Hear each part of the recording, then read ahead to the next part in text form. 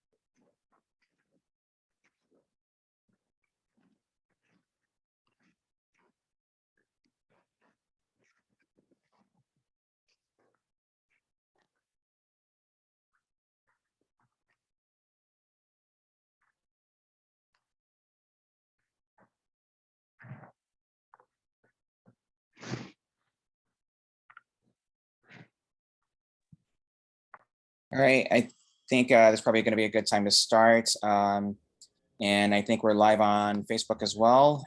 All right. So while we're admitting new people, more people into the room right quick, let me go ahead and introduce us because we're going to be pressed for time. And like if we're trying to go for a hard stop at 7:30, let me go ahead and admit some more people into the room.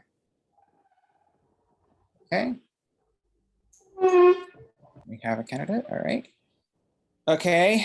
Well, thanks everyone for coming. We're live on Facebook as well and recording as well. So my name is Harry Underwood. Let me go ahead and put my face on as well. All right. Hello everyone. My name is Harry Underwood. I'm a vice chair for one of the vice chairs for the Greening Georgia Democratic Environmental Council, which is the pro-environment, climate, and sustainability council of the Democratic Party of Georgia. Our chair, Patrick Thompson, will be on the call shortly. Well, actually, he should be on the call soon. And I will, and also, can everyone hear me, by the way? Okay, good. All right, and we have 21 participants in the room right now. So, so just going back to the introduction, we are hosting this because we want to hold just a general meet and greets for candidates from across the state who are running for federal, statewide, state legislative, and county elections as well. And we are having and the turnout is amazing of all the candidates who have said that they want to come onto the call. And we have candidates running for federal, including for at least 3 U.S. House seats who have RSVP'd for this meeting.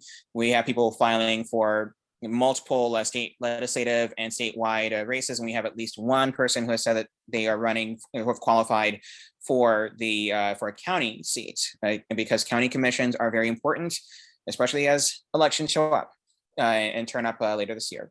So with that in mind, let's go ahead and I'll go ahead and introduce or just talk about the number of people, our officers. So my name is Harry Underwood once again. Our chair, Patrick Thompson, is also going to be on the call, and he's also running for a state legislative seat for State Senate District 56. Our chairs, besides myself, are Rockwell, and Quentin T. Howell, and Spencer DeMink, and I forget one other person. Our secretary is Andrea Stevenson, who is saying that, who said that she's trying to join on the call as well. Hopefully she gets the link. And our treasurer is Dr. John Swint from Macon as well.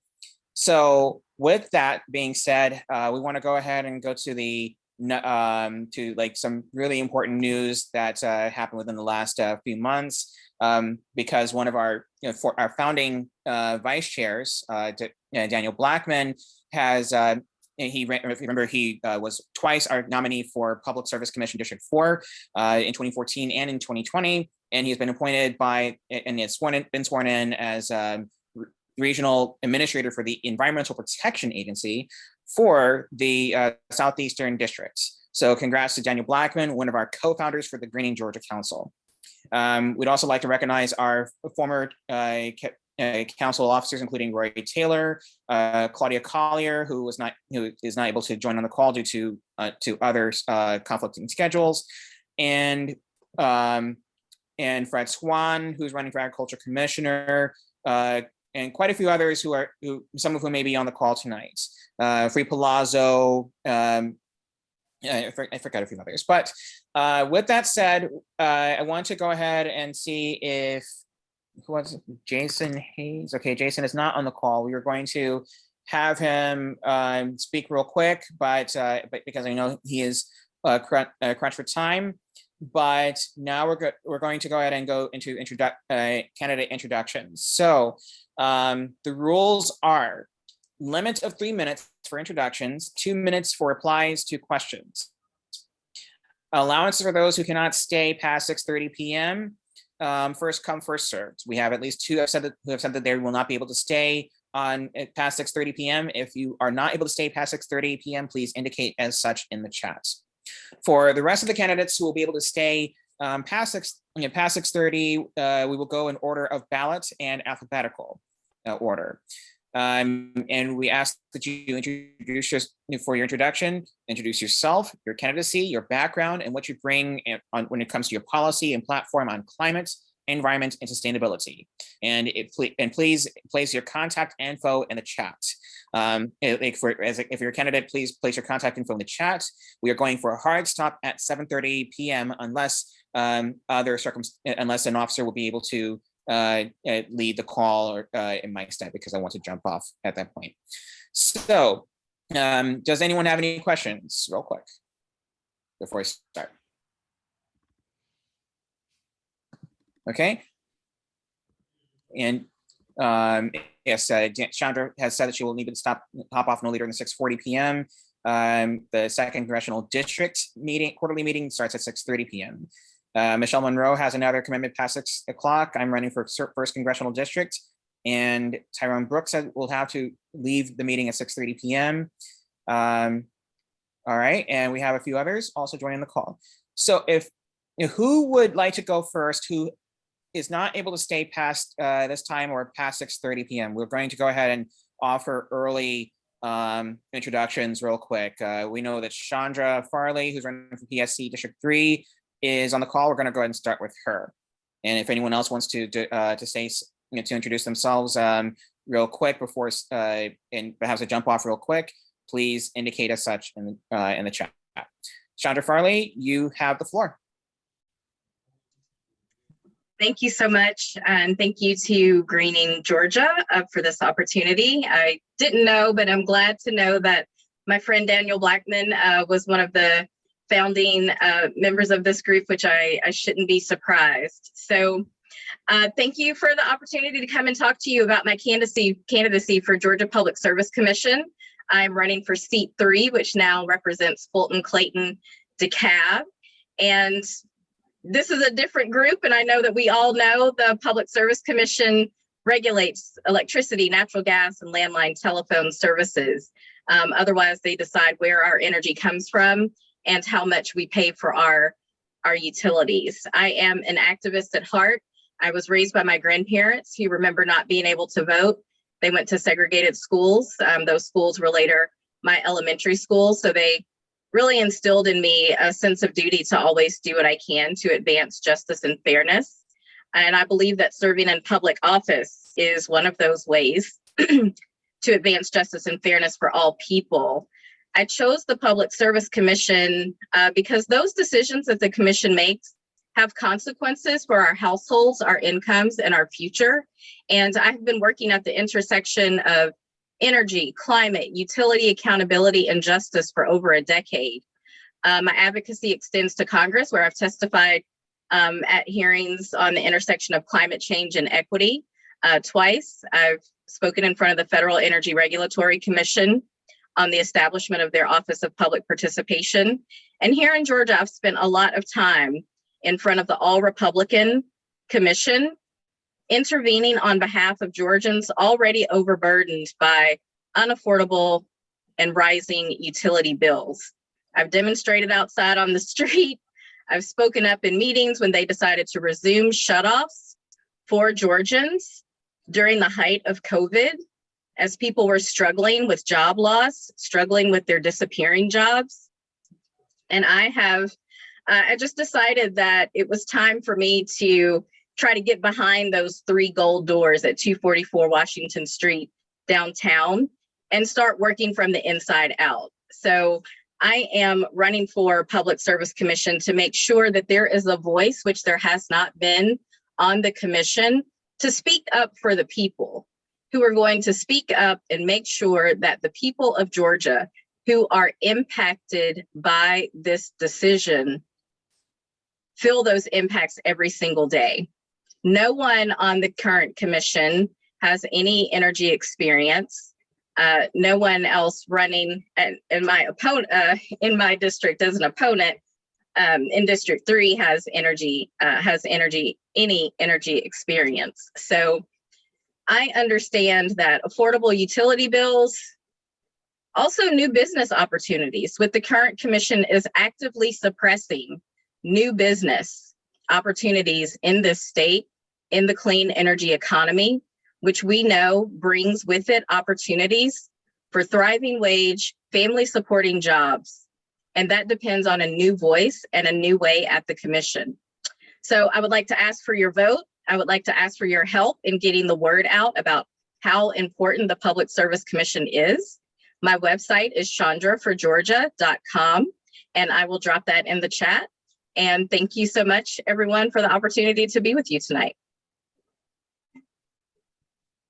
Thank you, Chandra Farley for Public Service Commission District 3. Thank you so much for coming on the call. All right, next we're going to go to for this call, we will go to Michael Owens. He has said that he wants to jump in for 3 minutes real early. Michael Owens, are you on the call? Hey, I'm here. Okay, Michael Owens, you have the floor. Awesome. Thank you. I appreciate it. Thanks for Greening Georgia for having this forum tonight for people to get me candidates, so local as well as those that are running statewide. My name is Michael Owens. I am a candidate running for Secretary of State here in Georgia. Very vitally important position, as we all know, as it's become more and more challenging in this state, dealing with areas around voting rights, voting suppression, and base the chance of everyone to have their voices heard. Look, we're all Democrats here, so I'm not going to go down that rabbit hole talking about that tonight. But what I did want to let you guys know is just a couple of quick things about me. Most of you out there probably know me as the former chairman of the Democratic Party in Cobb County, where I was very successful in expanding access to the ballot, flipping many seats from school board all the way up to Congresswoman Lucy McBath winning in 2018 for the 6th congressional district seat. We've had a lot of success there, but a lot of people don't know is that a lot of work we did was expanding access to the ballot. When I was chair, I was successful in getting ballot access expanded for over 480,000 Democrats, 480,000 people across Cobb County. And that is what enabled us to win a magnitude of those seats in the county. So it's vitally important that we have opportunities to expand access, to ensure people's voices are heard, and to ensure we can have equal access to the ballot for everybody. Now, a couple other things that relates to this specific council here tonight and why it's so important. You know, the effort that we have to have in the Secretary of State's office is not just about voting rights and election security. That's really, really important. I'm a Marine Corps veteran. You know, I work in cybersecurity. I'm the only person running for Secretary of State that has a background actually in cybersecurity, where we're continuing going to face challenges and where we absolutely need someone in this seat who actually understands the challenges and threats that are facing us. But we have to talk about the efforts around sustainability, the efforts around green development that we have to have as well from the Secretary of State's office, because a lot of people don't realize that the Secretary of State's office is responsible for every single business registration in this state. As Secretary of State, I want to make sure that I continue to help to push, when we're talking about working with architects and working with developers, that we continue to bring in more sustainable development. We bring in more solar to push across the state. We ensure that we support more rail coming in, and we do everything we can to make sure we close the digital divide by making sure we expand broadband for further opportunities across the state. I just want to close by saying that my work in this space has been going on for quite some time. Many of you may not know, but I was the actual former chairman in the Sierra Club of Georgia for the executive nominating board. So I've worked for several years making sure that we go out and recruit good people to serve for the Sierra Club, which again echoes a lot of the same things for the Greening Caucus, to make sure we're building a healthier, greener, more sustainable Georgia. If you'd like more information about me, go to www.owens4georgia. I'll leave some information in the chat as well. Thank you, everyone. I appreciate your couple of minutes tonight. Thank you, Michael Owens, and thank you for coming on the call. And you know, that was a good pitch as well. So next, we're going to go to Matthew Wilson, State Representative Matthew Wilson. Are you on the call? I'm here. If you can hear me, can I get a thumbs up? Thumbs up Or- right there. Awesome. Awesome. All right. Thanks. So good to be with you all, Greening, Georgia. Thank you very much for the opportunity to be here. I'm State Representative Matthew Wilson. I represent a state house district that covers North DeKalb and Fulton counties. I was first elected to the state house in 2018 in a competitive race. I actually flipped my seat from red to blue in one of the most competitive legislative races in the country that year, and earned me an endorsement from President Obama, which was pretty cool. I've been proud to serve in the state house for the last 4 years and am running for insurance commissioner. Let me tell you a little bit about who I am. I represent a district in North Atlanta, but I didn't grow up here. I grew up in Griffin, about an hour and a half south of Atlanta, to a working class family. My dad was a car mechanic. My mom was a respiratory therapist at the local hospital. When I was in kindergarten, my dad was injured at work and permanently disabled, never able to return to work again. But because of the help of 2 government sponsored insurance programs, Social Security, Disability, and Georgia's Workers' Compensation Fund, my parents were able to scrape and get by. My mom had to work night shifts, but they were able to get my sister and I through school. And thanks to the Hope Scholarship, I was able to go to the University of Georgia. Go Dogs. I taught middle school. The hardest thing I probably will ever do, and I'm sure my other legislative colleagues on this call will agree, nothing prepares you like serving in the General Assembly like having taught 6th graders, because it's an exercise in listening and patience and not taking everything so personally. After teaching for a couple of years, I went back to UGA for law school, and I practice law. I have my own personal injury law practice here in Brookhaven. I am running for insurance commissioner because for the last 8 years as a personal injury attorney, and the last 4 years serving in the General Assembly, including on the House Insurance Committee, I've seen firsthand the potential that this position has to really move every Georgian forward and make sure that we're guaranteeing a prosperous Georgia for everybody. I want to speak specifically, look, if we're going to fully expand Medicaid, We've got to have someone in that seat who's going to work with Governor Abrams to get it done if we're going to lower our insurance premiums. And very quickly in the time I have left, there is environmental policy that the insurance commissioner can set. We can ensure that that we are requiring insurance companies to sell their product, not just in Metro Atlanta where it's profitable, but all throughout Georgia, including on the coast when we're talking about property insurance. We've done that in the past, but recent commissioners have stopped doing that. We need an environmentally conscious, people-centered insurance commissioner. That's why I'm running.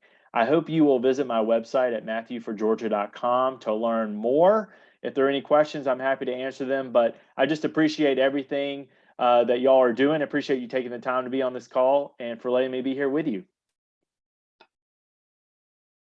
Thank you, State Representative Wilson. And all right, so that and let me go ahead and cancel that. All right, and that's so like, and just as an indicator for anyone who has questions, please place your questions in the chats. I mean, and if anyone who has to leave before 6:30 is able to stay on and everything, please feel free to answer the questions in the chat as well. And so like that's for everyone. So thank you so much for State Representative Wilson. Let me go ahead and add Louisa Jackson back onto the call. All right, so next we're going to go to Tyrone Brooks Jr. Tyrone Brooks Jr., you're on the call. Okay, thank you. Thank you for having me. Hello to everyone from Greening, Georgia, and hello to all the candidates. Blessing to be here with you all today. I'm Tyrone Brooks Jr., born and raised here in Georgia, Southwest Atlanta specifically. Attended Southwest Middle School, Beecher Hills Elementary School here in Southwest Atlanta, so very proud of my Georgia roots, my Atlanta roots. I'm running for Lieutenant Governor because obviously this is an open seat. It's an opportunity for new initiatives, bold ideas, and you know, being a resident here all my life, I've always found myself pulled into leadership. I was blessed to be able to graduate high school at age 16 from Northside, North Atlanta High School of Performing Arts, and had an opportunity to venture into just business at a very early age. I founded a company at age 17. And it had immediate success. So I found myself having to learn about business and expanding into different communities, reaching a different consumer base, and just having to really understand Georgia and pretty much the nation itself. And so I want to have an honest conversation with our Georgia residents and our legislature about expanding our economy, first of all, and modernizing our economy. And specifically what that would entail is identifying more franchising opportunities for our entrepreneurs. As Lieutenant Governor, I will facilitate a conversation and a relationship between our private sector, our residents, our local chambers of commerce, our municipalities, our law enforcement, and our philanthropic community specifically. I've worked in the City of Atlanta's Office of Sustainability for, it was about 3 years, from 2015 to about 2018, worked with some rock stars, Stephanie Stuckey, Mario Cambardella, J.O. Liu, just a host of people who are environmentalists. And I was able to learn quite a bit. My role in Office of Sustainability, I was Senior Grants Manager. So I was responsible for identifying millions of dollars for a host of sustainability projects. And I got very knowledgeable and had an intimate relationship with the environmental community. And I found that there are many opportunities that translate from business and expanding our economy into the environment, specifically recycling, a lot of initiatives that I was a part of, clean water, stormwater retention, urban agriculture, eliminating food deserts. These are things that I'm very aware of. I had a lot of fun doing it. And I think there's so many opportunities here in Georgia that we can grow and learn from and protect our environment, in particular when you talk about economic development. I would like to state that I supported the spaceport plan in Camden County, but I had a lot of concerns for our environment. So me being the candidate for investment and economic development, I'm married to the environment, and I want to ensure that we bring this to all our Georgians and protect our environment as well. Thank you. And thank you, Tyrone Brooks Jr. Tyrone Brooks is running for Lieutenant Governor. All right, and now we have one more who has said that she has to jump off. Has a jump off for another call. So Michelle Monroe, is Michelle Monroe on the call? Yes, thanks, Harry. Thank you for having me tonight, and thank you, Greening Georgia, and all the other candidates. It's phenomenal.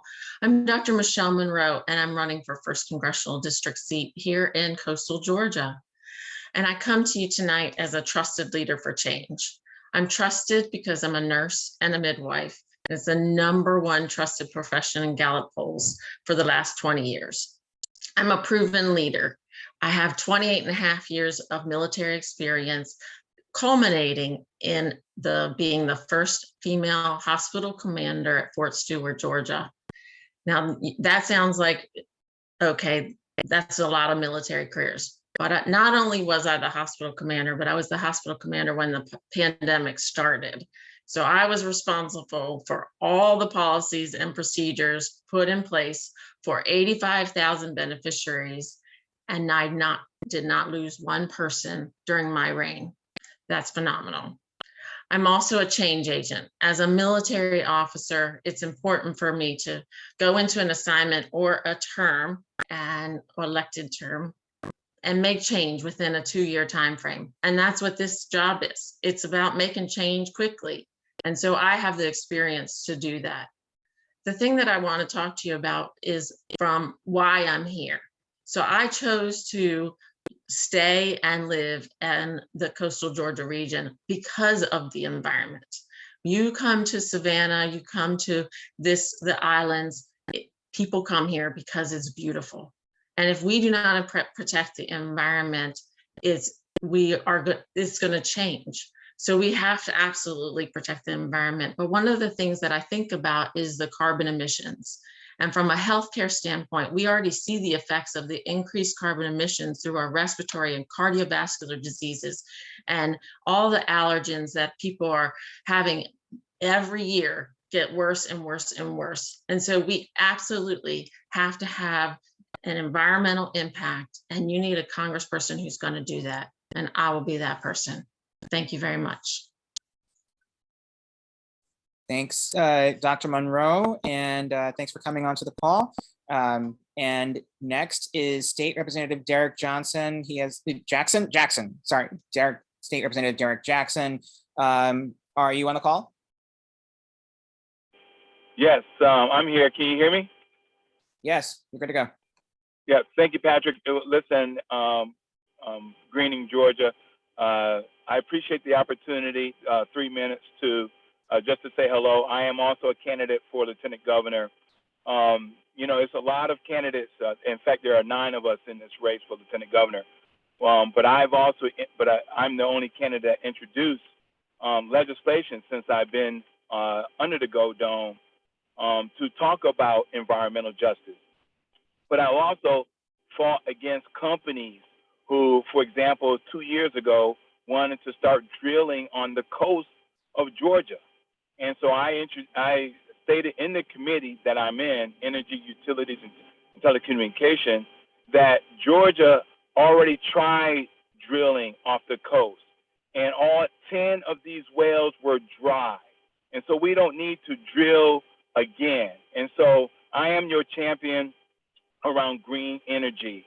I worked when I was at GE. I did renewables. I had a renewables portfolio, $1 billion portfolio, talking about renewable energy. And so, although other candidates that are running for lieutenant governor can be very hypothetical, I can tell you, and my record shows you, that I've been in the green space for over a decade, and I'm a retired naval officer. And my engineering background, even when I was in the Navy, we had this thing called reverse osmosis, how to take the water that God already provide us and use that for consumable purposes.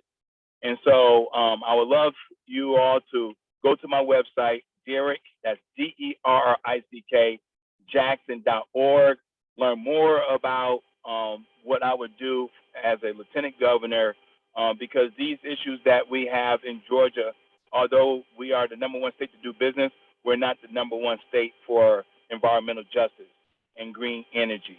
And with my experience that I bring to the table will help us move this big mountain towards that environmental justice land that we all want to push for. Thank you, State Representative Jackson, and we thank you for coming on the call and taking some time out of your busy schedule to everyone's busy schedule for all the candidates who have introduced themselves first. I know this is probably taking some time out of your Monday, and we thank you for jumping on to this call to talk about climate policy and environmental and sustainability policy. So thanks, everyone. And now we're going to go into the order of ballot.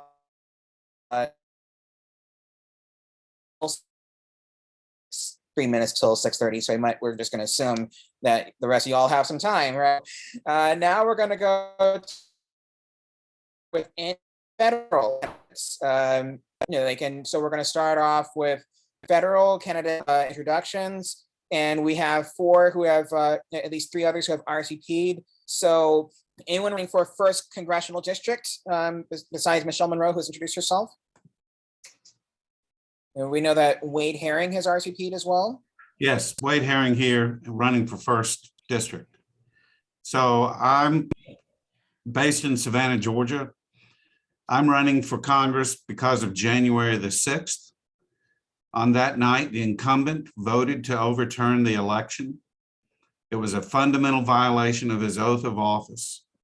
And in my opinion, he forfeited his right to remain in office. I decided to get off the sidelines and run for Congress. I grew up in Georgia, grew up in Macon. I've been in Savannah since 1985, deeply involved in the community. Organizations like the Frank Callum Boys and Girls Club, Georgia Legal Services, Georgia Appleseed. So number 1 is protecting voting rights, and we need a representative in this district who will put that first. But we do need to protect this special place where we live. And our 100 miles of coast, which includes all of the first district, we have 1/3 of the salt marsh on the eastern seaboard for the entire United States. We have the 14 barrier islands. We have the Altamaha River Basin, one of the great river basins of the world. We have the Okefenokee Swamp, one of the natural wonders of the world. And those things need to be protected. The incumbent has been a climate change denier, and he has advocated for offshore drilling.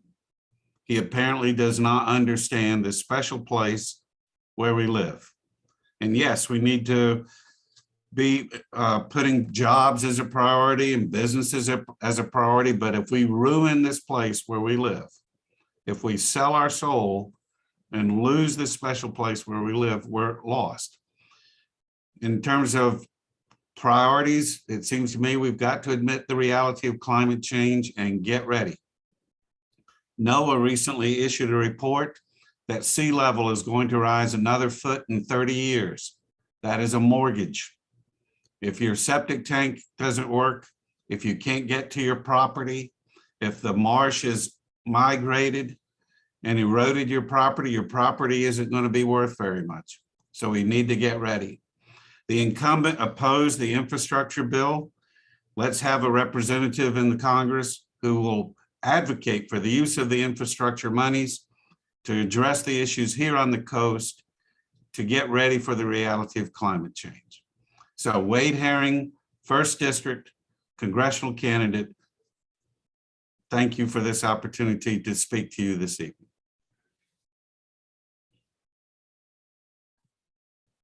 Thank you, Wade Herring, for jumping onto this call. If you'd like to stick around for some questions at the end of the federal segment, we would love for you to stay on. Thank you so much.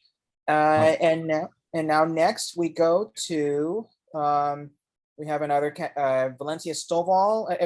Unless anyone else has filed for Georgia District 1, who is on the call? Going once, going twice. Okay. Anyone filing for District 2?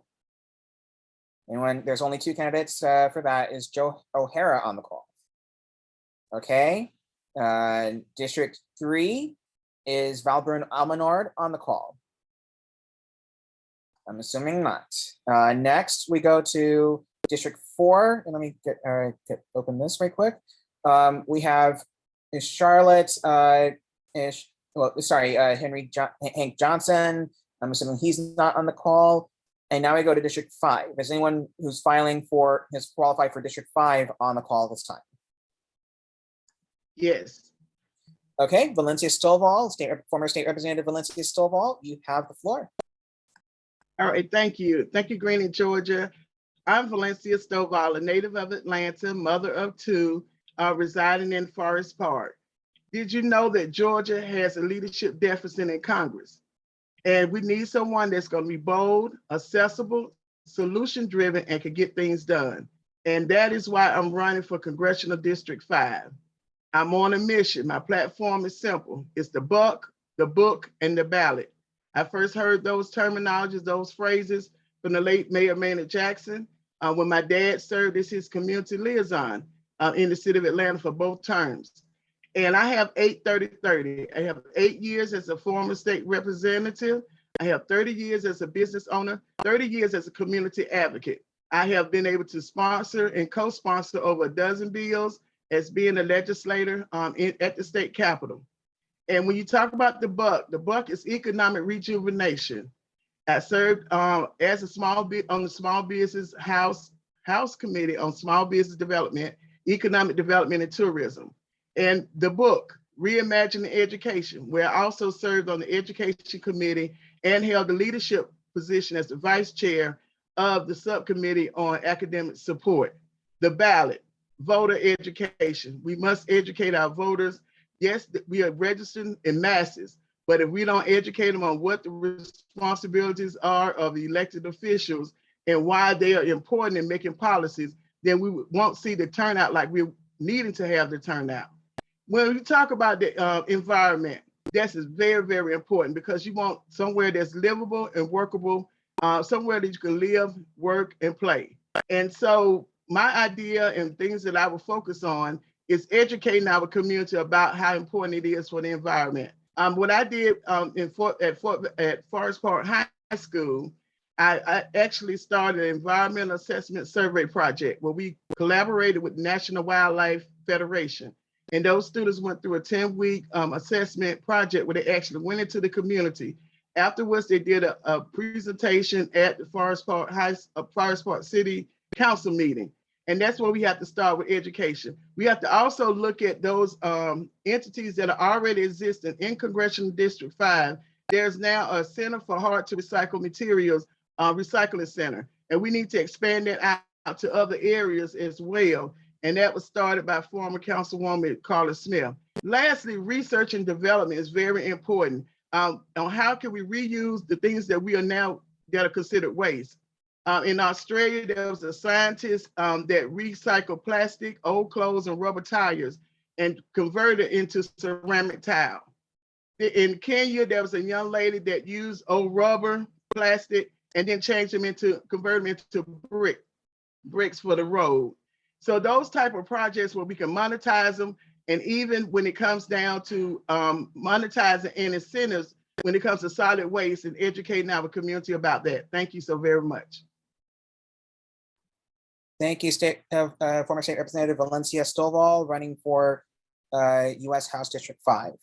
All right, and now we go to Charlotte Macbagito or U.S. current incumbent U.S. Representative Nikema Williams for District 5 on the call. I'm assuming not. Okay. Is anyone from District 6 on the call? Candidates for District 6 on the call? Bob Christian or Wayne C. White? Anyone on the call from District 6? Okay. Hearing none. 7 is U.S. Representative Carolyn Bordeaux, U.S. Representative Lucy McBath, or State Representative Don McLeod on the call tonight for District 6, for District 7, sorry. Hearing none. District 8, Darius Butler. Is Darius Butler on the call? Not hearing Darius Butler, okay. Mike, is Mike Ford on the call? Mike Ford for District 9. Okay, not hearing. District 10 is Jessica Allison Forey, Tabitha Johnson Green, Phyllis Hatcher, Femi Oduwole, or Paul Walton for District 10 on the call? Hearing none. Antonio Daza, is Antonio Daza on the call for District 11? Hearing none. Elizabeth Liz Johnson, is Elizabeth Liz Johnson on the call for District 12? Okay. Anyone for District 13? Anyone running for District 13? Yes, Dr. Chastity Driscoll here. Hello, hi, go ahead, and you have 3 minutes. Thank you. Hello, everyone. My name is Dr. Chastity Driscoll in Greening, Georgia. Thank you so much for this opportunity to have us all come here with such an important issue that we're definitely very passionate about. I'm running, as you said before, for your next District 13 House representative, and that is to tackle the climate crisis in a way that creates well-paying jobs, grows the industries, and also makes the country more of an economically competitive place. I'm a mother of an 11-year-old. And actually, before we got on the call, I asked, what's one thing that you would recommend if we had a youth section? And he said, definitely more clean air, Mom. So I definitely want to be sure that I mention that. And also a former Marine spouse. So now to a retired Marine, I've definitely been able to share my service and also my heart to passion and align that with how my actions are engaged. And then also a veteran educator. I heard a lot of representatives speak earlier about the great tackling of middle school, pre-K, and also elementary school. So there comes that passion again, where it comes to being able to help others in real time and also volunteering with AmeriCorps. Right when Hurricane Katrina happened, I had a great idea to pack up all my things from New York City and move and help and volunteer. And since then, I tell you, being able to connect on the ground and being able to have the opportunity to introduce more policies for more people in real time right now, I think is a great opportunity. And listen, today's rapid acceleration to digital actually presents to me and my campaign a breakthrough through opportunities to create a more sustainable future. But these solutions won't become a policy without dedicated legislators like myself who are actively engaged with environmental organizations like Greener Georgia, working together seamlessly with the energy needed to make these policies a reality. I am born and raised in District 13. It's my home, elementary, pre-K, high school. And since then, I've been able to travel around and be able to bring those facilitating conversations back. And now we need a re-energized district. And we need to be sure that what we are applying for our youth now, and also the mental stability when it comes to these substantial things that we're talking about for our environment. These should be things that we should be able to have for our great mental capacity, but also for us to be able to be active members in our community. That's why I'm running. And that's why I'm not going to sit on the sidelines, because the future of those children and generations of our seniors are waiting for an active and engaged representative for District 13. Count me in. Thank you all again for your time and everyone's dedication to your public service. Thank you, Dr. Chastity Driscoll.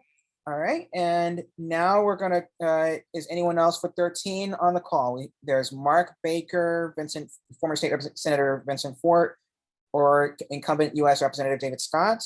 Anyone else for 13? Going once, going twice.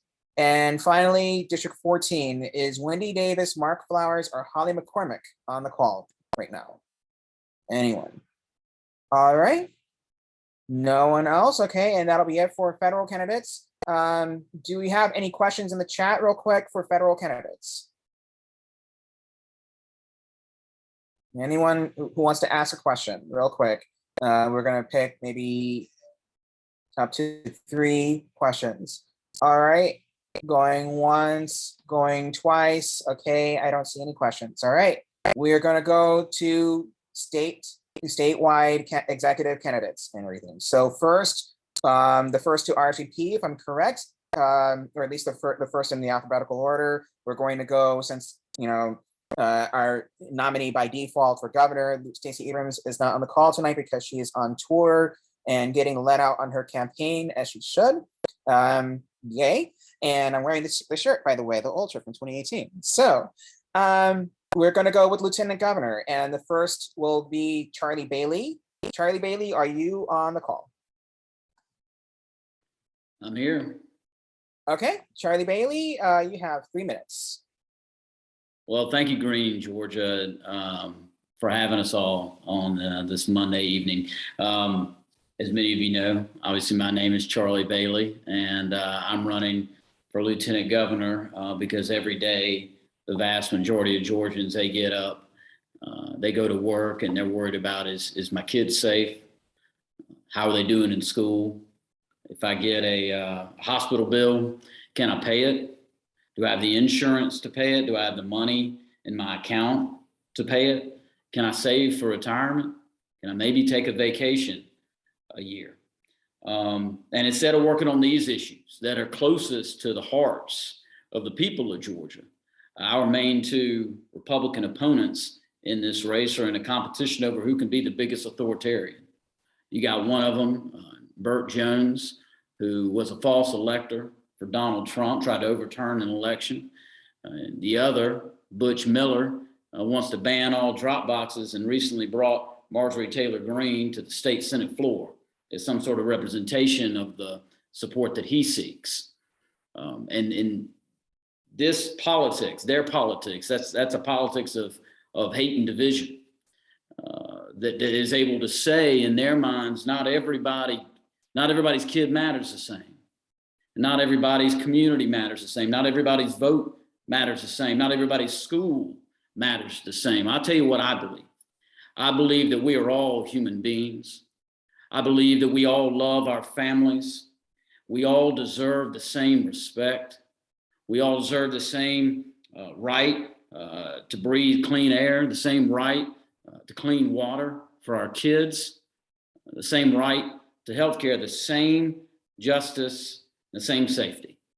And it's those values that have drive this campaign, that drove my last campaign for Attorney General in Georgia, where I got 49% of the vote, the highest vote share of any down ballot statewide Democrat. The same values that have driven my career, both as a prosecutor and as a trial lawyer, whereas I now proudly represent 62 individuals and their families suing 3 different plants that have pumped carcinogens into our atmosphere and poisoned families, whether they're in Smyrna with Sterigenics, in Covington with Bard, over in Augusta with KPR. I've done that with my work. Those are the values that I will bring every day if I'm so lucky to serve as y'all's Lieutenant Governor. And I promise you, you stand with me in this election, stand with endorsers such as Congresswoman Lucy McBath and Congressman Hank Johnson, Governor Roy Barnes, Mayor Shirley Franklin. You stand with us, and I promise you, you will never have to apologize. And you will always know my friend Charlie, he fights for us. Thank you all very much. Thank you, Charlie Bailey, running for Lieutenant Governor. All right, so, and thanks, by the way, for representing those litigants on those particular cases, because we need to hold power accountable regarding carcinogens in the atmosphere.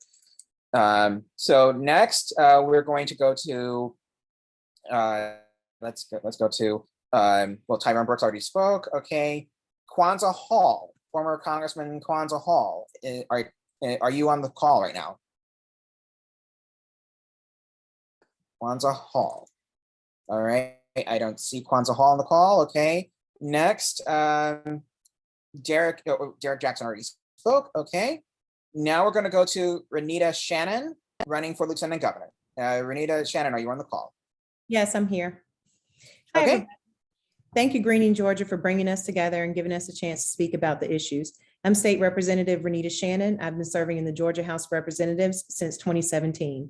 But long before I was an elected official, I was a successful business executive and a community organizer working on the issues that matter to working families. Growing up, I had 2 hardworking parents. My dad was a pastor and a community organizer before they had a fancy word for what he was doing. And my mom was a nurse. My parents always taught my sister and I that it was both important and worthwhile to fight for policies that matter for working families.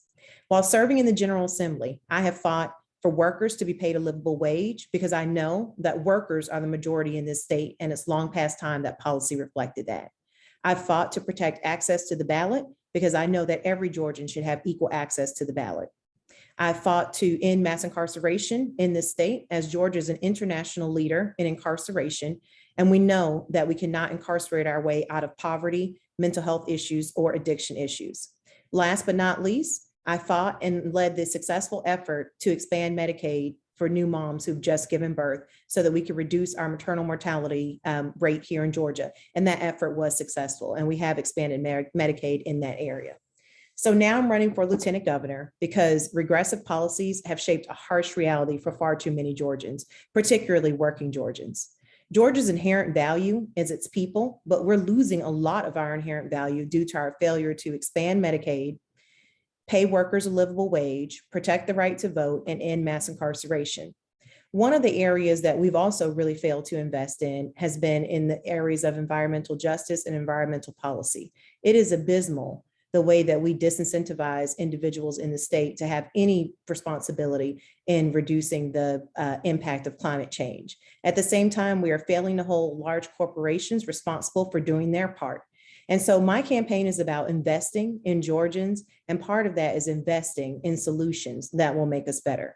I'm Renita Shannon, and I'm running for lieutenant governor. Thank you. Thank you, State Representative Renita Shannon for Lieutenant Governor. Thank you so much. I should have indicated that at first, but State Representative Renita Shannon. All right. Well, thank you. And also, is anyone else running for Lieutenant Governor on the call who has not yet spoken? All right, going once, going twice. And that's it. And also, by the way, Robbie Graham-Exley has asked a good question. We're going to bring that up at the end of the statewide segment. Real quick, I want to get to that question. So next, we are going to go to James Morrow Jr. running for superintendent. Is James Morrow on the call? Yes, I'm here. Okay, Ms. James Morrow, you are on 3 minutes. Thank you. All right, I want to thank you for having me here to this event. My name is James Morrow, and I'm a candidate for state superintendent of schools. And one of the reasons I'm running, I've been a teacher for the past 25 years. I started teaching in 1997, and I can tell you the school has evolved more so than people really know if you're not on the front line and in the trenches. But the violence, in schools nowadays, drugs, guns. One day I caught a kid smoking a blunt on a Monday, and then turned around and caught him having sex with a girl on Wednesday, and he only received 1 day of in-school suspension. So it's like, the punishment, the kids are not being punished for the things that they do, and they continue allowed to get away with it. And until somebody do something about it, it's going to end up leading them to prison. So that's one of the reasons that I'm running. And I just want the teachers to have a voice. I'm sick and tired of teachers being mentally, physically, emotionally abused by students, parents, and certain administrators. So that's another reason why I'm running. But it's just time for a difference, a different person in office. John Barge, he was the superintendent of schools before Richard Woods. He resigned to run for governor. And I just felt like he left the teachers and the students hanging when he left to run for governor. So I don't feel like he should have another opportunity. And Richard Woods, he's been in office for the past 8 years, and he's asking for another 4. And I really don't see anything significant that he's done. But as far as me, I would be the voice for the teachers. I would be an advocate for the teachers. Nobody stands up for teachers. We're having a real hard time right now. I have a lot of teachers that are having mental breakdowns, and they just feel like nobody cares and nobody wants to know what the teachers really have to go through. So I just want to bring light to that, whether I win or not. I just want to have an opportunity for teachers to have a voice. When I was sitting back and I saw that a dentist was running, and an attorney, and a former state representative, and I was like, well, man, we don't have anybody representing teachers that's running for state superintendent. So that was one of the reasons that I decided to run. Teachers don't make a lot of money, and I basically had to sacrifice like 3 months worth of my mortgage just to get my name on the ticket. But I was willing to do that because, like I said, I wanted teachers to have a voice, and I want people to understand the heartaches that teachers have to go through on a regular basis that nobody seems to know about and no one seems to care. So, and that's basically why I'm running. And James, just real quick, you have 24 seconds. Do you have any positions on climate or environment? Real quick. Well, I just feel like the schools, they need to teach the importance of preserving the environment for future generations. So, they don't really talk about it in school. The kids are so destructive and they tear up everything, destroy everything. So in order to help future generations, I feel like it needs to be some type of standard incorporated in the school system. Got it. All right. Thank you so much, James Morrow Jr. All right. Well, thanks. And next, do we have anyone else running for Secretary of State, Attorney General, either of those offices, Attorney General or Secretary of State, who's on the call, who has not yet spoken? Okay, going once, going twice.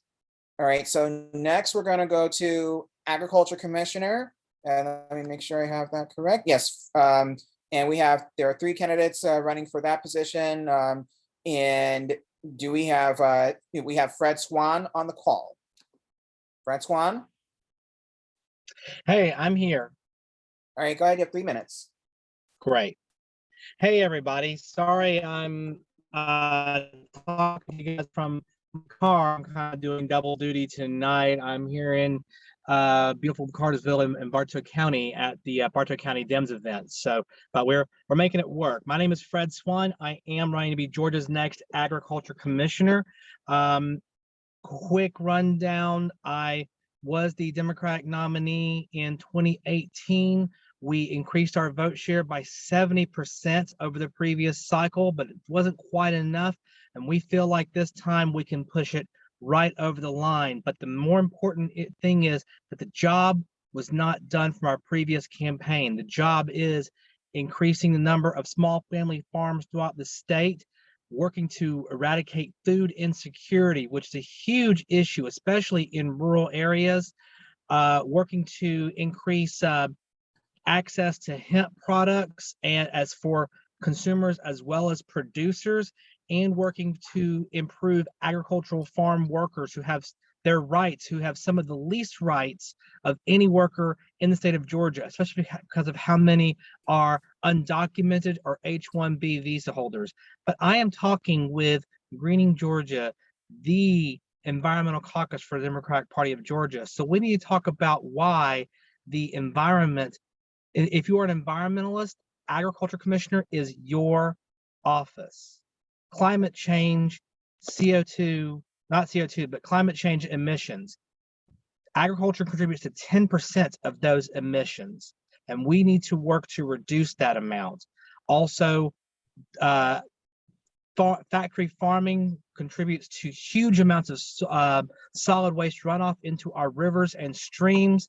And the overuse of fertilizers destroying our soil, overuse of pesticides polluting our air. But agriculture is Georgia's #1 industry. So we need to make sure that agriculture, Georgia's #1 industry, is also its cleanest industry. And that is what I am running for. I am running to make certain that we count in the environmental cost to the dollars and cents that agriculture brings in, making certain that the large corporate factory farming operations are the ones who pay to clean things up, not taxpayers and not local communities. We need an agriculture commissioner who understands the environmental impact of agriculture and understands Georgia's role in being a leader in making a new, clean, green agricultural industry. Like I said, my name is Fred Swan. You can follow me at fredforgeorgia.com. Facebook.com/FredForGeorgia, Twitter @FredForGeorgia, Instagram, FredForGeorgia, all words, all one word. Together, we can make agriculture for all a reality in Georgia. Thank you. Thank you, Fred Swan. And thank you for coming on the call from all the way in beautiful Cartersville, Georgia. All right, are either the other candidates for Agriculture Commissioner on the call, State Representative Winfred Dukes or Nikita Hemingway? Okay, going once, going twice. All right, and we have, for State Superintendent, we had James Morrow already speak. Is Alicia Morgan Searcy, Curry Hitchens, or Dr. Jaha Howard on the call? Okay, going once, going twice.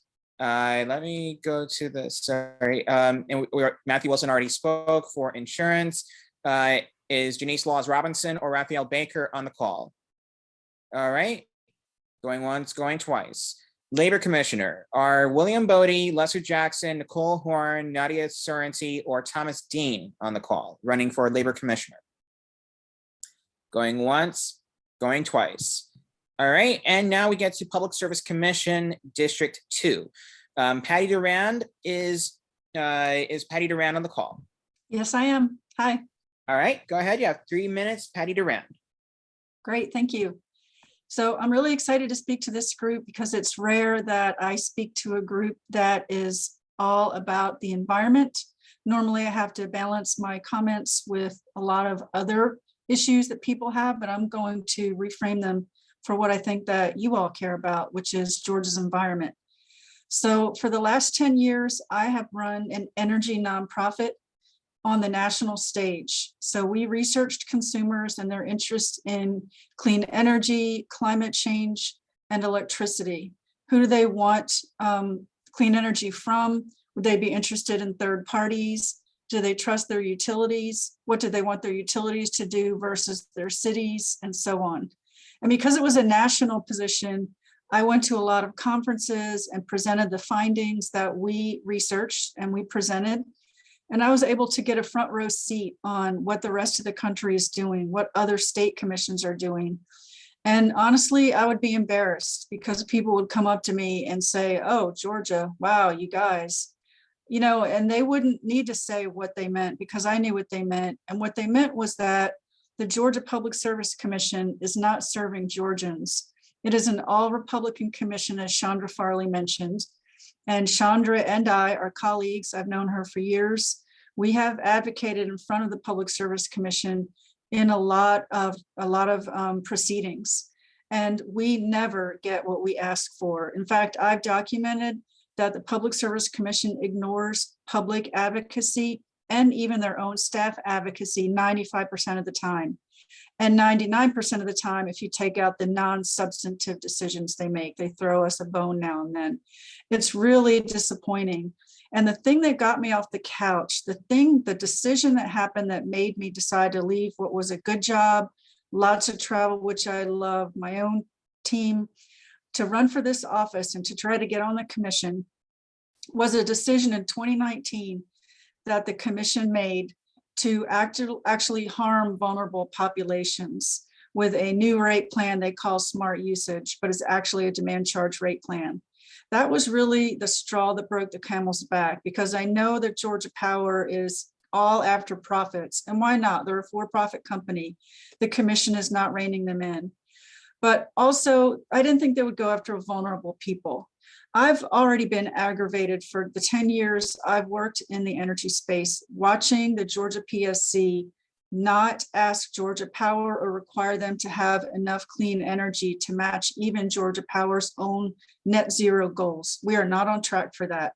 Georgia Power's energy mix has less than 10% of it as clean energy, and half of that is biomass. So if you consider wood waste feeding 24/7 incinerators as clean, then you know it's not clean. So it's very disappointing, and I know I'm over time, so I'll just wrap it by saying that I will bring a strong green energy ethic. That's been my passion and my interest for the past 15 years, and that's why I'm running. So I hope that you'll vote for me, and thank you for your support. Thank you, Patty Durand. Thank you so much for coming, and I know that they really did you dirty with that redistricting. Like They did. They don't want me on the commission, but I moved and I'm still in District 2, so I was able to qualify. But it was tough to move in 2 days. I'll tell you that much. Oh boy! So let's see it. Let's make sure that all of our candidates and everything like can get on this ballot, not get disqualified for these scurrilous reasons, especially the way they try to do Patty Durand, but Patty Durand is not taking this down. She is fighting the good fight. Thank you so much, Patty Durand. All right, and now do we have any other candidates for PSC District 2? There are two, Russell Edwards was the only other candidate for PSC District 2, going once, going twice. Okay, and then finally, Chandra Farley already spoke. Is Shalia Edwards or Missy Moore on the call? Going once, going twice. All right, and that is it for statewide candidates. All right, now do we have a question?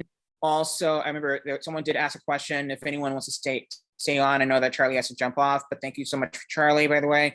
Robbie Graham Exley asked, anyone on here for national positions or states interested in our worker status and unions and bringing companies with unions into the states? Real quick, anyone want to take that question?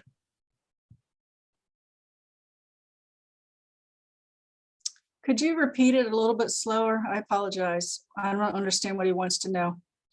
Robbie says, anyone on here for national positions or states interested in our worker status and unions? So pretty much a labor question, like regarding organized labor and bringing companies with unions into the states. I mean, of course I am. One of the big issues that the Georgia Public Service Commission has is Plant Vogtle, the largest and the only nuclear plant under construction in the United States and the most expensive power plant ever built on Earth that we will all be paying for. But a lot of unions are supporting that plant, rightfully so. It's good jobs, good paying jobs. We need more good jobs here. We need to not be building expensive, bad things in order to get support from unions. We need a lot of good jobs in a lot of areas. And one of the benefits of clean energy and green energy is that they have something like 10 times the number of jobs that fossil fuel companies produce. Once Plant Vogtle is built, it runs pretty much by itself, except for some high-paid nuclear engineer professionals. All those jobs are going to go away. Whereas if we had energy efficiency and clean energy expansions in the state that Georgia Power doesn't like and the commission doesn't require, that's why we need Chandra on the commission. We need me on the commission, because we understand those programs. And when those programs get approved, 10 times the number of jobs will come to Georgia, and they're good jobs. And there's no reason they couldn't be union jobs.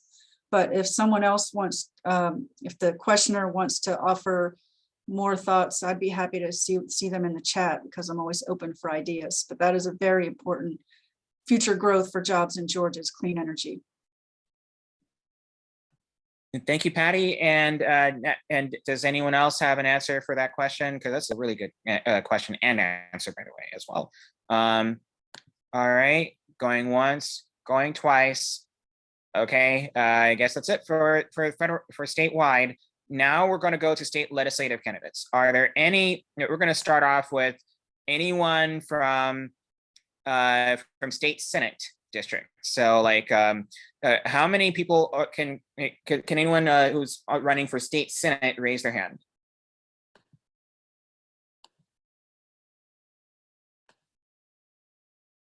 Or indicate as such in the chat. Anyone running for state Senate? Let's Regina join the call. Okay. Because I know we have people who, like, at least 5 people who did say that they were interested, they're running, or the qualified, who did RSVP. There's Orlando Scott for District 5, Senate District 5, Michael Powell for SD5, Casey Morgan for SD 17, and Titus Nichols for SD 37, and Patrick Thompson. Patrick Thompson, I see Patrick Thompson. Are you on a? Is anyone, Patrick Thompson, are you on the call? Please indicate. I think he's on mute. I'm gonna ask him on mute too. Anyone else? Okay. All right. Going once, going twice. Okay. I think Patrick is out right quick, but I know he oh, there's Patrick. Okay, Patrick, are you still there? Yes, had a little trouble there since I'm hosting and I'm also on, but I'm on. So okay, yes, go ahead. I just want to emphasize to everyone that environment is the #1 issue. When you ask voters, it's usually down somewhere in the middle or at the bottom.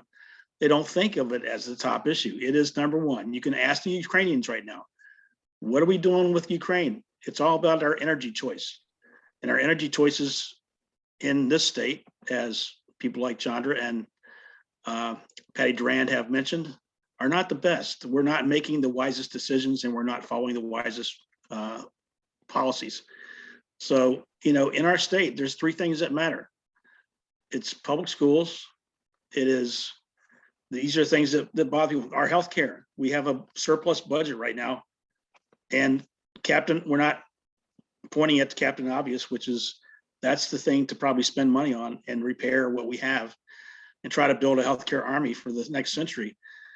Number three, we don't have really any transit options. We have one thing, and that's the automobile. And none of this stuff really makes our air quality or our gas price or our water quality any better. It all makes it worse. So we're making some really poor decisions as a state. We're hiding behind what we think is keeping business number one, and it's really not the best policy. So I like to see the respect for the environment at the top of the list, because it affects so many other things with our families and our communities. So that's what I hope to bring to this territory here. I'm in the middle. I'm right in the middle of between Roswell and Cherokee County. There's just not a lot of respect. This is a very high consumer area and a very high content area for people who work downtown or used to work downtown. It's got to change. So that's what I'm bringing to the seat here.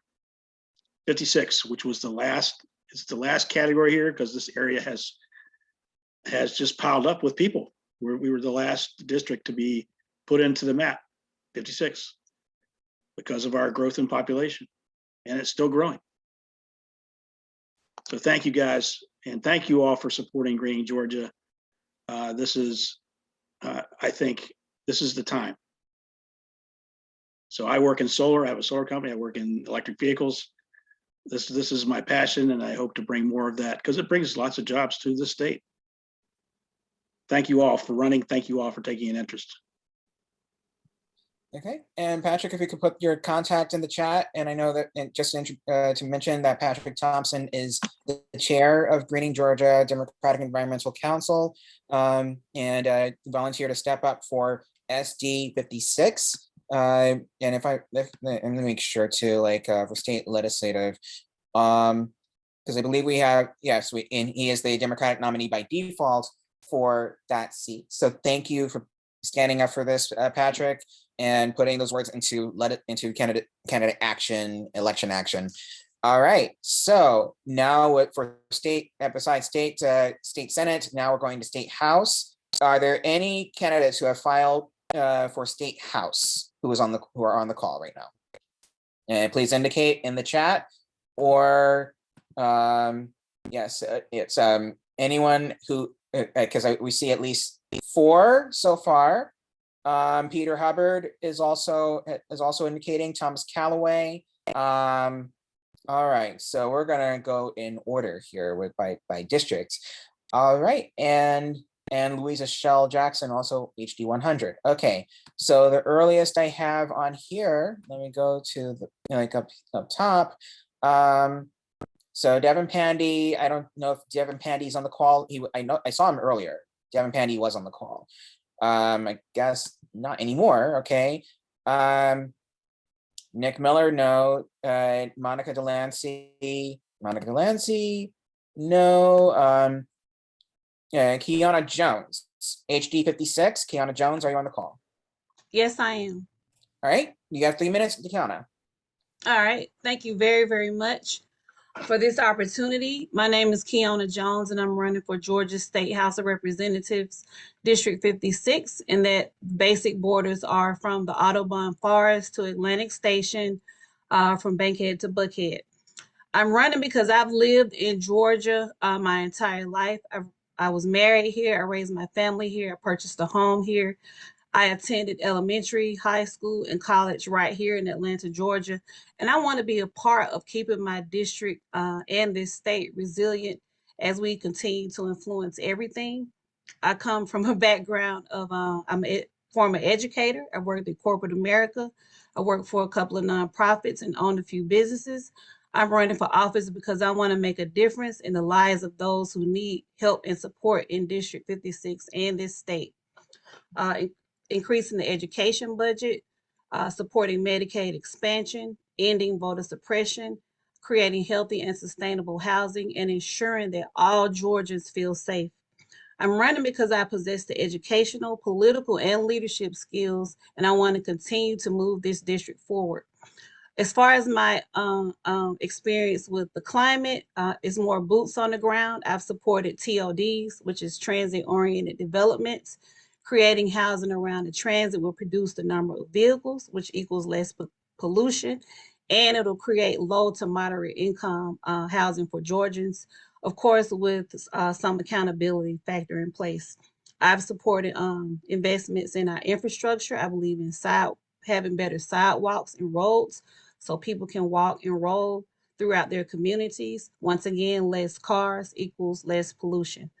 I believe in creating green jobs and training our students early as far as educate elementary and middle school for our green job initiatives. I support electric vehicles, and I'm really supporting the fact that developers are required to test soil as far as their pre-development screening to ensure that the soil and land is not contaminated. And I support cleaning our tributaries and making sure that the resources are distributed equally, because in my part of town, the tributaries are not as clean as in other parts of town. So I would love your vote. You can reach me on Instagram, Facebook, and Twitter at Vote Keona, and my website is www.votekeona.com. That's KEONAJONES. And thank you very much for this opportunity. Thank you, Kiana. And if anyone who is running for State House, if you could please put that your contacts in the chat as well. Thank you so much, Kiana, running for HD 56. Okay, next we're going to Thomas Calloway for 62, HD 62. Thank you so much, Greening Georgia, for having me. Thank you to everyone who made it this deep into the Zoom meeting and call, for sticking around to hear what we have to say. My name is Thomas Calloway. I'm running for House District 62. I served as a city council member for the great city of East Point, Georgia for 6 years. And as part of that, we ran our own public utilities, that includes electricity and water. We are one of the MEAG cities, which MEAG is the Municipal Electric Authority of Georgia, made up of 48 cities in one county. I'm proud to say through our electric utility in 2019, we were able to get it so that it was 99% non-CO2 emitting. We've done our power mix so that we can expand our supply by 25% to meet demand using all renewables. And we've started adding solar into our mix. We discontinued and unwound our equity portion in Plant Wansley. And we do own a small piece of Plant Shearer, and we're working hard to unwind that. East Point sits right at the where three watersheds meet: the Ocmulgee, the Flint River watershed, and the Chattahoochee watershed. So clean water is important to us. I steer on the Finding the Flint steering committee, and we're trying to work on stream bed reclamation and daylighting the Flint River. Many of you may know that it gets piped and goes 2 miles underneath the Atlanta airport and comes out on the south side and then heads down into Clayton County. We also own Sweetwater Creek Reservoir. That is ours. It belongs to the city. And a big thing that we push for in this legislative cycle, and will be on the May 24th ballot, is we will be one of 3 cities that are working to get a MOST. And the only city in the state of Georgia that has one now is the city of Atlanta. That's a municipal option sales tax, which will be 1 penny to increase to better our water infrastructure. And I firmly believe in expanding tax credits for electric vehicles, tax credits for renewables.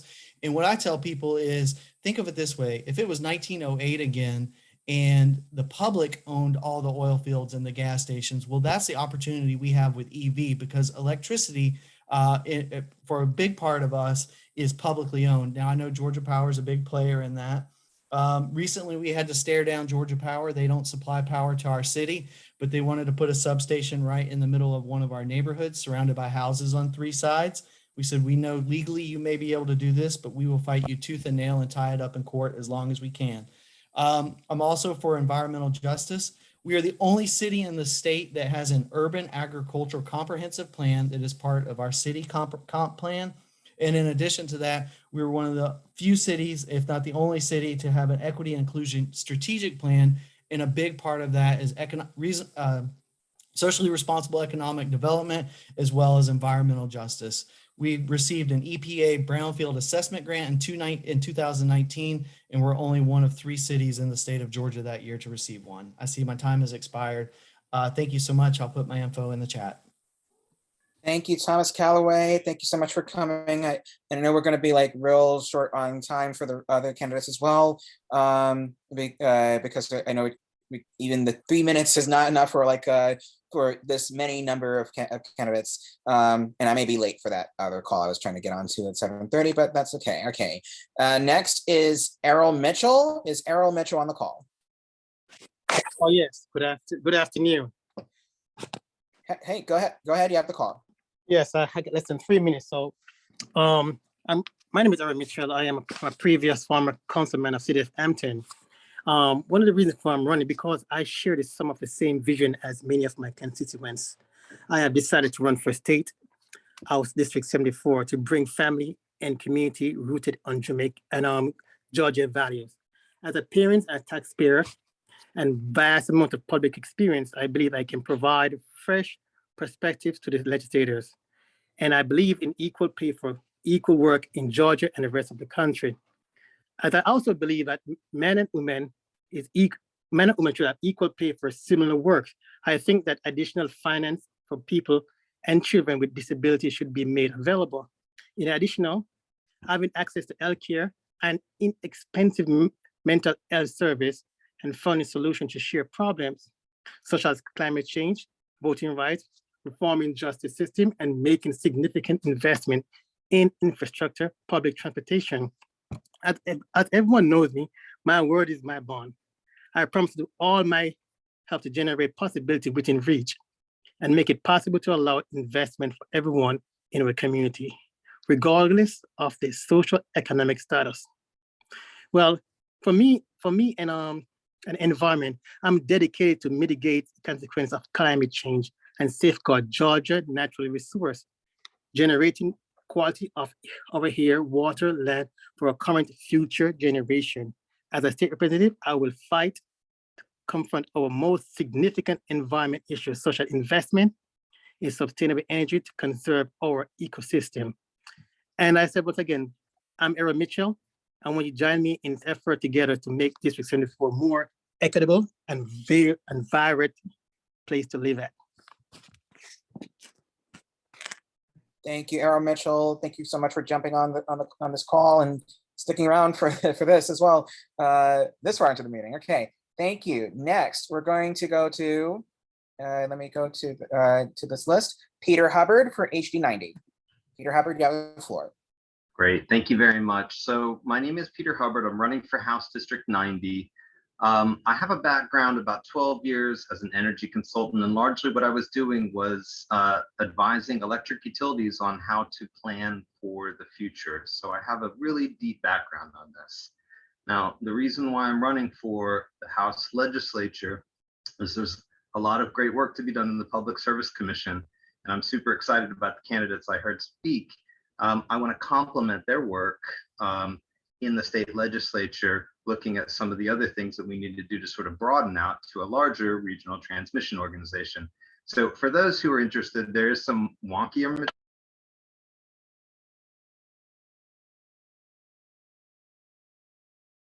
Larry, you're on mute. Yep, okay, sorry.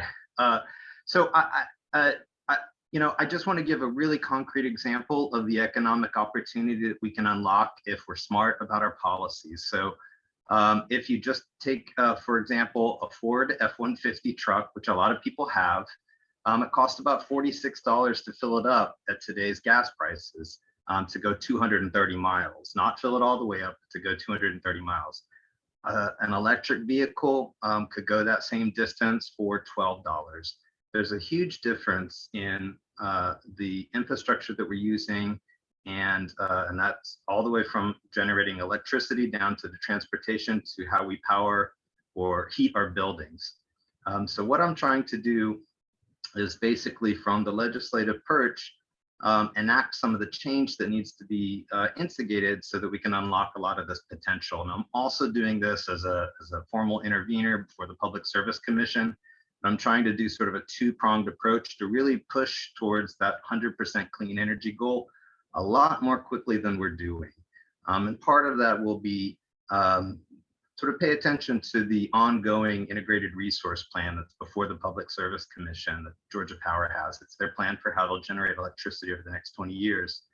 I plan to put forward a very sort of detailed primer on exactly what that is and make it accessible to folks so that they understand what's a pretty difficult concept and process to get through. So all this to say, I'm excited about sort of the progress that we're making on the environmental front. Georgia is poised. There's a ton of unlocked potential, and all we have to do is just sort of access it. So that's my goal. Take a moment to take a look at some of the more detailed information that I have on both my campaign website and the nonprofit website. And I look forward to working with all of you on the environment. Thank you so much, Peter. I know you emailed us a while ago about having this event like this. So thank you for reaching out, and we're doing it. This won't be the last. It's just the first this year, at least. So thank you, Peter. And next, we're going to go to Stuart Parnicott. Stuart Parnicott. Hi, guys. Stuart Parnicott here. I am also running for House District 90. I am a nurse anesthetist and an affordable housing developer. Together, my partner and I own close to 100 affordable housing units. But part of having affordable housing is also making it where people have access to their utilities that they can also afford. I have a steadfast commitment to protecting Georgia's water, soil, air, and coast from environmental damage. As a Georgia House of Representative member from House District 90, I plan to support bipartisan legislation to ensure that Georgia is competitive in the green economy, as well as championing policies that specifically take aim at climate change. My plans are to invest in solar and other sustainable forms of energy, get a control on our restrictive net metering system, and bring sustainable jobs to our district, as well as opposing fracking. And having the good fortune to live in a state that's blessed with such bountiful natural resources, I'm committed to helping preserve these backdrops that serve as kind of the nucleus of Georgia's economic well-being.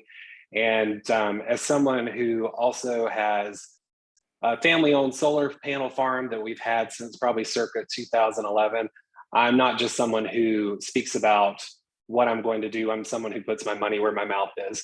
You can find more information at stuartforgeorgia.com, and I put all the rest of my contact info in the chat. Thanks, guys. Stuart, thank you so much. And now we're going to go to Louisa. Let me make sure I got in order. Louisa Jackson for HD 100. Before we do that, could we round out the HD 90 candidates, please? HD 90. So we've had two candidates on the the list of the number of people who are running for HD 90. Yeah, I'm another candidate running for House District 90. Oh, yes, go ahead. Yes, Michelle Schreiner, go ahead. Yeah, thank you. I appreciate that. And good evening, everyone. Bear with me. I've got my little twins with me. It's bath time, so it's that time of day. I am a psychologist. I am married. I've got my twins. They'll be 3 years old this week. And I've been serving as an advocate at the Capitol for years now, fighting for Georgians who work their tails off and still struggle to make ends meet. I do that because that's where I come from. I was one of those families. I was the kid that needed the free school lunch program. I remember my mom, when I was about 5 years old, she said, go to the grocery store and get some candy. And I did. And I paid for that with food stamps. So I know what it's like to go without. I also know what it's like to have support. I had great community support from my teachers, from my friends' parents, and from my church, who took me and my brother in when my dad was going through his second divorce. And I also know what good government programs look like, because not only did I have the free school lunch program, not only did I have food stamps, but once I got accepted into Georgia, so I could only afford to apply to one school, and that was the University of Georgia. I had to figure out how I was going to pay for that. And thankfully, there was the Hope Scholarship, there was the Pell Grant, and yes, I had to work, and yes, I had student loans. But as I took stock of my life, I recognized, and I just come from deep gratitude that all those investments paid off, and I've come a long way. Now, I haven't forgotten where I came from. I'm a former professor. I taught at Indiana University and at Rutgers. And when I was a professor, I did research. And a number of my research projects was focused on environmentalism. And so my colleagues and I conducted research to understand how people are connected to nature. And our findings within academia were controversial. The findings, as I share them to you, you're gonna be like, yeah, that's pretty obvious, Michelle. But what we learned in our work was that the connectedness to nature is really dependent on the quality of the environment. And that ran in controversy because our colleagues in California always said that, oh, no, people are always connected to nature. And that's not the case. I mean, it depends on the quality. Like if you are living near a polluted river or you have toxins in your water, then no, you're not only are you not connected to nature, but you're being harmed by it. On the reverse, if you have clean air, clean water, et cetera, you're going to love being out in nature. You're going to love those sunny days walking on those trails. So there's a great dependency on the situation, on the quality of the environment. And to me, when I look at the policies and where people live, it's not a coincidence that there's vulnerable populations that are being targeted with dirtier air, dirtier water, and just fewer access to cleaner resources. And so those tend to be lower income households. Those tend to be households with people of color, Black people specifically. And so this is not a coincidence. So I'd look at this from an environmental justice perspective, again, thinking about those who are at risk, not because they don't want those nice things. Everyone deserves clean air, clean water, clean access to resources. Everyone does. But that's not how it's distributed. I get that. I understand that. I will fight for that at the Capitol, as I fought for hardworking Georgians for years. With that, I would invite you to go to my website. My number, I put it in the chat earlier. I thought I had a meeting and then I got my days mixed up. But I'll resend my contact information in the chat with my email address and phone number. And I'd love to connect with y'all further. Thank you so much. And thank you, Michelle Schreiner. And again, I apologize. I missed your name all of a sudden and everything. All good. Thank you. Thank you. Thank you so much. Now we're going to go to Louisa Jackson for HD 100. Okay. Louisa Jackson, you have the floor. Thank you for having me. I really appreciate this opportunity. My name is Louisa Jackson, and I'm running for House District 100. I specialize in business consulting to assist organizations align HR operations with its goals and objectives, provide strategic direction, and establish efficient processes. I have over 25 years of human resources industry experience with various broad leadership positions involving highly strategic advisory roles and leadership development. I'm passionate about serving others, including my community, and dedicated to ensuring that it continues to thrive and develop. Education, technology, infrastructure, employment, environment, and DEI initiatives are critical in continuing growth of our economy and the community. As far as the platform for my campaign, I'm focused on education, economic development and employment, as well as technology, infrastructure, and environment. House District 100 has the top school districts in the state. We need to adequately fund all Georgia schools and support our teachers and administrators. We also need to provide additional resources for mental health and emotional well-being for the students. We need to support diversity, equity, and inclusion in our schools to prepare students for the global economy. We need to encourage and incentivize corporations to establish businesses in the area, providing jobs for our community. Increase employment opportunities by expanding resources for job training and upskilling. As far as infrastructure and technology and environment, we need to invest in the infrastructure that will increase access for the community as it continues to grow. We also need to expand alternative means of transportation, including buses, express lanes, and MARTA, making it more accessible for businesses, employees, and the community for improved sustainability. We are increasing in population at exponential rate in our district, which includes Gwinnett, Hall, and Forsyth. So we need to be cognizant of how we're actually developing our infrastructure as we continue to grow. Even though we're expanding the roads on 400, for example, which is a very, very big initiative from the 285 Junction all the way up to Dawsonville, there has been still a lot of traffic. And I think as an alternative means of transportation, as we actually go back to a hybrid work setting, we need to consider offering or extending the public transportation to our area, to our district, which includes the MARTA, the express lanes and buses. We do have a lot of our residents here that are currently using electric cars, which is good. However, as we go through trying to streamline our roads, access, and things of that nature, we need to consider alternative means of transportation.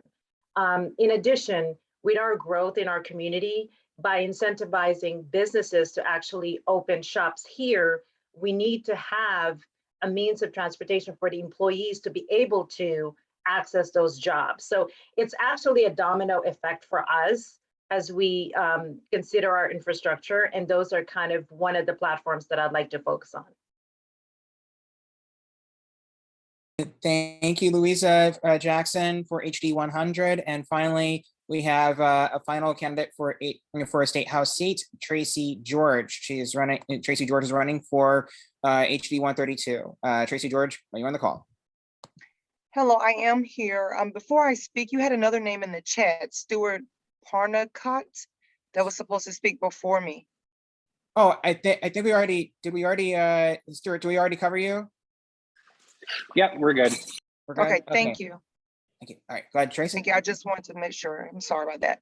Good evening to everyone. Thank you for allowing me this platform to take up a little bit of your space to introduce myself. I am Tracy George here in the Augusta, Georgia area, getting ready to represent Richmond County and Jefferson County for the House District of 132.